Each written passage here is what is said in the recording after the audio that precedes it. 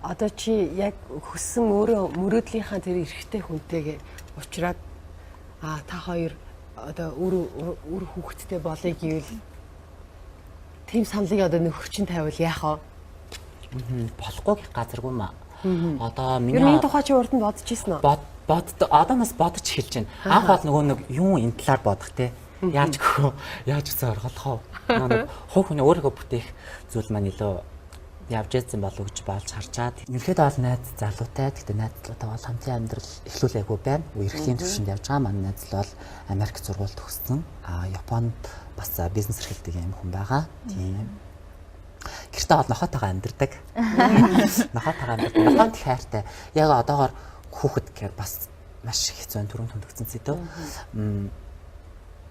Нохон дээр илүү ганцаараа байхдаа хань болдгоо хань ба маш хань болдог.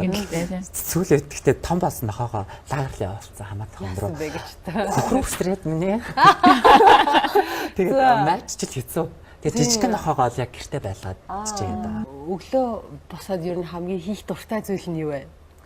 Өглөө босоод би яг ундаа шейк бэлддэг юм байна.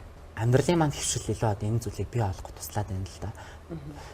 Холооных ингээл нэг амьдралаас амар тасарсан гэдэг утгаараа биш яг миний хувьд хой хүний хувьд хоолны дэглэм дээр ач холбогдлохгүй бол болохгүй байна. Жохон энэг өргөсөөл жохон бэлчинтэй олчод юу өнөөдрийн солонгооч харагдах байдлаас хүнд ялварлан гадуурхал өртөх магадлалтай. Үгүй энэ ч нэр мистис гэл рекламаар гарсан чи амдаараа амар бучин шүмс авсан ийм л юм байлээ шүү дээ гэж хүмүүс ааж.